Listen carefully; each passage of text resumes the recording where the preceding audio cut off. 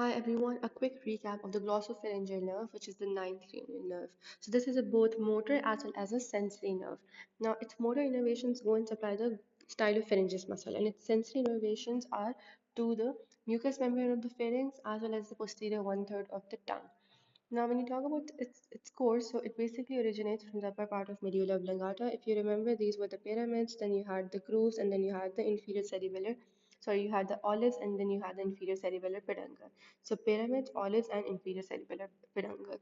So in the groove between the olives and the inferior cerebellar peduncle, that was the region where the rootlets of the glossopharyngeal nerve emerged, and then they went into the posterior cranial fossa, and then they leave the cranial cavity where the jugular foramen. And in the jugular foramen, it is accompanied by internal carotid artery and internal jugular vein. And then it descends down the superior part of the neck, and one of its branch goes and supplies the stylopharyngeus muscle, so this is its motor supply, and the other branch, it goes between the superior and middle constrictor muscle to the pharynx, and it innervates the mucous membrane of the pharynx and the posterior one-third of the tongue. So these are its sensory innervations. Now this was its course. When you talk about the nuclei, so this has three nuclei. One is the main motor nuclei, which is found main motor nucleus, which is located in the medulla oblongata, and the other is this is the one that supplies the stylopharyngeus muscle, obviously, because this is the motor nucleus. Then you have parasympathetic nucleus, which is also known as inferior salivatory nucleus, and this supplies the parotid gland. You'll notice that it supplies the parotid salivary gland. It's postganglionic efferent fiber. Then we have sensory nucleus, which forms part of the nucleus tractus solitarius. So this is something you need to know and remember. Now, main motor nucleus, its afferents come as corticonuclear fibers from the cerebral hemispheres, and its afferents go and supply the stylopharyngeus muscle. So we're done with the main motor nucleus. Now, parasympathetic nucleus, which is also known as inferior salivatory nucleus, its afferents, they come from hypothalamus, where the descending autonomic pathway, and their afferents also come from olfactory system and also the taste. So hypothalamus, olfactory, and taste. So they come from olfactory system where the reticular formation, and they come from taste where the solitary tract. Then you have its efferents. Um, so you have to make the division like this. First write afferents and then mention the afferents, then write efferents and also mention preganglionic and postganglionic and efferents, and then classify them. So preganglionic efferents are going to otic ganglion in three manner. One is tympanic branch of the what are the three ways in which it's going to the otic ganglion? One is where the tympanic branch of the glossopharyngeal nerve, the other is tympanic plexus, and the other is where the lesser petrosal nerve. Then you have its postganglionic, which goes to the parotid salivary gland. I remember mentioning it when I was talking about this here. Right, so these are its innervations. Now let's read this out from the book, this paragraph particularly. The parasympathetic nucleus is also called the inferior salivatory nucleus. It receives afferent fibers from the hypothalamus through the descending autonomic pathways. It also is thought to receive information from the olfactory system through the reticular formation. It also receives information concerning taste from the nucleus or the solitary tract of the from the mouth cavity or the oral cavity. Now the efferent preganglionic parasympathetic fibers reach the otic ganglion through the tympanic branch of the glossopharyngeal nerve, tympanic plexus, and the lesser petrosal nerve. The postganglionic fibers pass to the parotid salivary gland. Now, when you talk about its sensory nucleus, it's part of the nucleus tractus solitarius.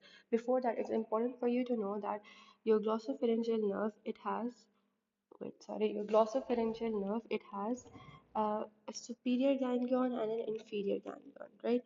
So all the sensations which are concerning the taste, they're going to go where the inferior ganglion, and all the other sensations are going to go where the superior ganglion. Now, this is not clearly mentioned in your book's NES, but yes, this is true and this is the case. So first, just get this sorted, then only you'll be able to understand. It has superior ganglion and an inferior ganglion. All the sensations regarding taste are going to go where the inferior ganglion, and all the other sensations are going to go where the superior ganglion. Now, you may be thinking, what are the other sensations other than taste? So yes, there are other sensations. For example, the blood pressure regulation. It is done not just by vagus nerve. Yes, it's done mainly by vagus nerve, but also in association the ninth cranial nerve, which is the glossopharyngeal work. It also works in association ninth cranial nerve. It also works in association with the vagus nerve in order to regulate the blood pressure. So yes. And another information that you need to know is that, for example, if this is a ganglion, so it's going to have two processes. One is the peripheral process, and the other is the central process. So if you talk about its peripheral process, so this is going to bring the information from the receptor, and yes, I've already drawn it here. So let's look it over here. So it's going to have a peripheral process and a central process. Peripheral is going to bring the information from the receptor, and the central is going to take the information towards the higher centers of the brain. So that's sorted. Now, let's first look at the taste of the sensation of taste. So from posterior one third of the tongue, this is a receptor organ, where the peripheral process, the information is going to go to the inferior ganglion, and where the central process, it is going to go to the nucleus tractus solitarius, and then it's going to cross the median plane, and it's going to ascend towards the. Now it's going to go with the central process to the nucleus tractus solitarius. Then it's going to cross the median plane, and it's going to ascend to the nuclei of the thalamus and hypothalamus. So I hope I'm making sense that once it reaches here at the nucleus of Tractus solitarius, let me draw this diagram and show you. So here you can see that this is your glossopharyngeal nerve. First of all, the peripheral process comes and rests in the inferior ganglion. Then from the inferior ganglion, the central process goes to the nucleus of Tractus solitarius. From here, the fibers are going to cross over to the opposite side medially, and then here they're going to ascend towards the thalamic and hypothalamic nuclei of the opposite side. For example, if this glossopharyngeal was coming from the right side, but right now it's going to go and associate with the nuclei of the left side, the hypothalamic nuclei of the left side. From here, where the internal capsule and corona radiata, they're going to go to the lower part of the postcentral gyrus. So yes, this is the pathway. Then they're going to ascend ventral posterior medial nuclei of thalamus and hypothalamus of the opposite side, and then internal capsule, corona radiata, and lower part of the postcentral gyrus.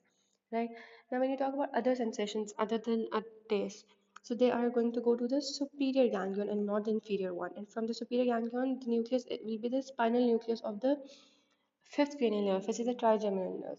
And if you're talking about the blood pressure sensation, so they're going to go to the superior ganglion also, but the nucleus will be the nucleus of Tartar solitarius only, as well as the dorsal vagal nucleus. So these both are going to work in association in order to regulate the blood pressure. So yes, and when you talk about the lesions, so lesions solely related to the glossopharyngeal nerve, they're very rare. The lesions which are solely concerned with uh, the glossopharyngeal nerve. So if you say that someone has an isolated lesion of glossopharyngeal nerve, that can be true, but it will be rare because these are usually uh, involving vagus nerve as well. So you're going to see all the implications of the vagus nerve as well. So in the very case, if someone has a lesion of glossopharyngeal nerve, so their sense of taste and their gag reflex will be impaired. Now, the test is that you need a torch, you need a tongue depressor, and you need an orange stick. So this is mentioned in your physio manual. So you have to first of all check the taste sensations and the posterior one third of the tongue. So you're going to depress the tongue, and then you're going to give the person some sort of taste or food, and you're going to place it in the posterior one third of the tongue, and you're going to ask the patient that, yeah, tell me what are you feeling like? Is it sweet, sour, salty, whatsoever, or bitter? So loss of taste occurs when there is a lesion of glossopharyngeal nerve, and the other is the gag reflex. So you have to tickle the back of the pharynx, and you have to note if there's any reflex contraction that occurs, which is a pharyngeal reflex. What will happen? Either the pharynx will contract or the soft palate will contract. If these contract normally, so it means that that the person is fine. But if this is not occurring, the gag reflex is not happening, it means that person probably has a glossopharyngeal lesion, right? So isolated glossopharyngeal lesion. So yes, that's pretty much it. And then here is also some summary that I also wrote on the top. So everything is same. First of all, I told you it's innovations. These are the innovations. And then this was the course that from olives and inferior cerebral peduncle, upper medulla oblongata, posterior cranial foramen.